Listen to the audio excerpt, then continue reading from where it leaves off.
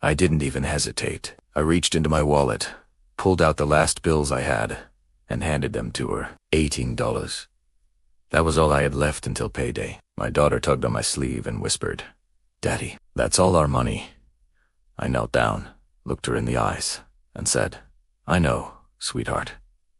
Then I gave it to the stranger anyway. At the time, I had no idea that decision would bring 5 black SUVs to my house the very next morning. My name is Thomas Reed. I'm a single dad. My wife passed away 4 years ago, and since then, it's just been me and my 7-year-old daughter, Lily.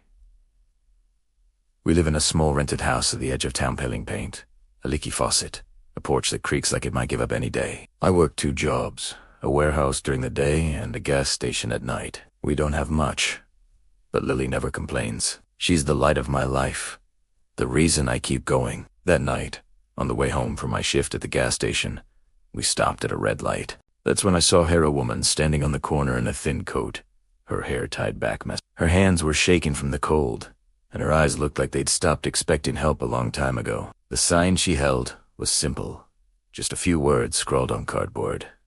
Just need help. The light turned green. Cars behind me started honking. Impatient, I could have just driven away, forgotten her face like everyone else, but I couldn't. Something told me to pull over. I parked the car, and Lily watched me, curious. I walked up to the woman and asked her name. "Claire," she said quietly, barely making eye contact. I asked if she'd eaten. She just shook her head. I opened my wallet. All that was inside was $18. It was our gas money, our food money, everything we had to last us until my next paycheck. Lily watched me, her little face filled with confusion, as I handed it all to Claire. She stared at the bills like they weren't real. "You don't have to do this," she whispered, her voice cracking. "I know," I replied, "but I want to." She thanked me over and over as I got back in my car and drove away. Lily stayed quiet the whole ride home, lost in thought. Later that night, as I was tucking her into bed, she finally asked the question that had been on her mind. "Daddy, are we gonna be okay?" I smiled, trying to hide my own worries, and kissed her forehead.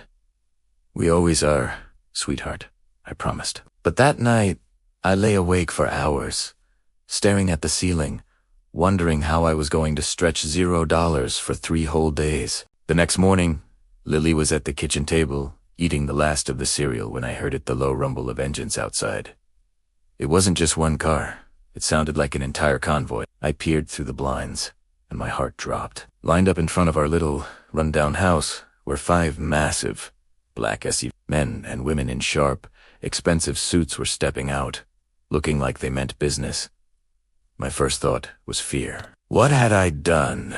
There was a sharp knock at the door. Lily ran to me and grabbed my hand, her eyes wide with fear. "Daddy, are we in trouble?" she whispered. I took a deep breath, trying to look brave for her, and opened the door. A tall, composed woman in a tailored suit stepped forward. "Are you Thomas Reed?"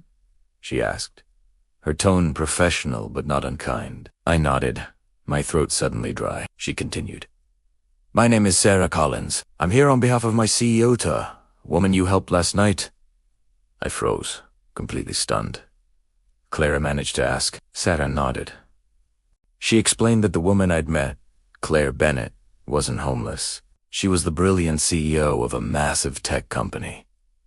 Weeks earlier, after a severe breakdown, she had vanished. She cut off her security, her money, her entire identity, determined to see the world without her power and privilege. Her team had been searching for her everywhere, completely frantic. Those $18 I gave her, she used them to make a single phone call, sobbing, asking to be found. My small act of kindness had been her lifeline. Sarah handed me a thick envelope. I tried to refuse it, telling her I didn't want anything in return, but she gently stopped me.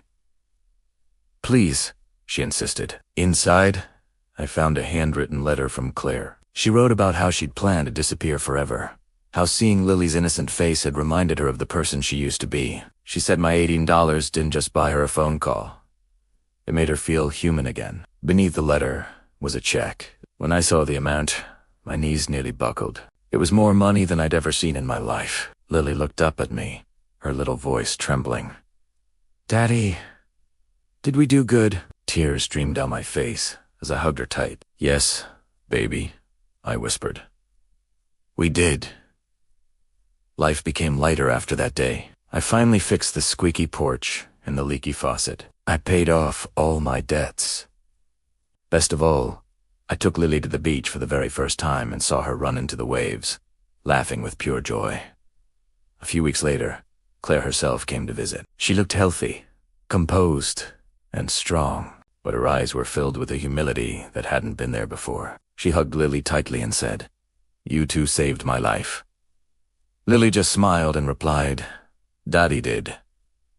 Claire shook her head gently. "No, kindness did." I thought that was the end of the story. A miracle that came, changed our lives, and then it was over. But I was wrong. Kindness doesn't always have a clean ending. 2 weeks later, I got a frantic call at work, telling me to come home immediately. When I pulled up to my street, my heart sank. There were police cars outside our house, their lights flashing. Lily's little pink bike was overturned on the lawn, and neighbors were gathered on their porches, whispering. An officer rushed over and assured me my daughter was safe, but she was shaken. He explained that a man had come to our door earlier, claiming he worked for Claire. He started asking strange questions about me, about our finances, about our daily routines. The truth slowly came out.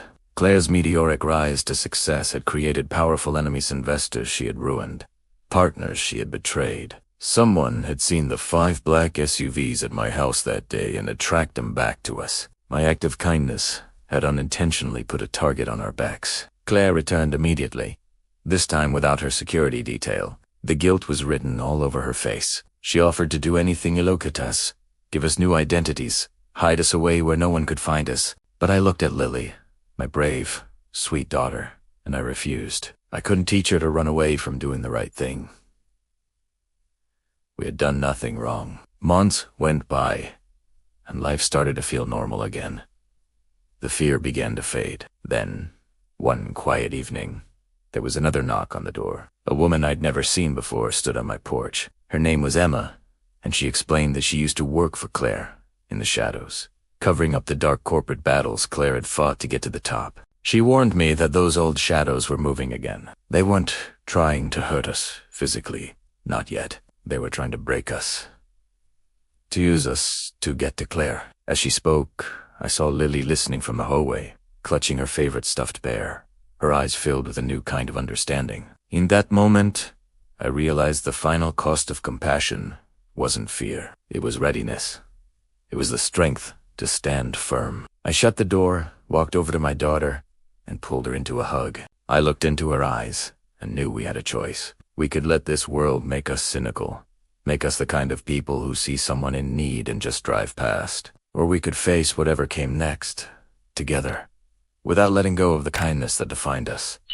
And we chose to be ready. Thank you so much for watching. If this story resonated with you, please consider liking this video and subscribing to our channel for more content that explores the power of human connection. We'll see you in the next one.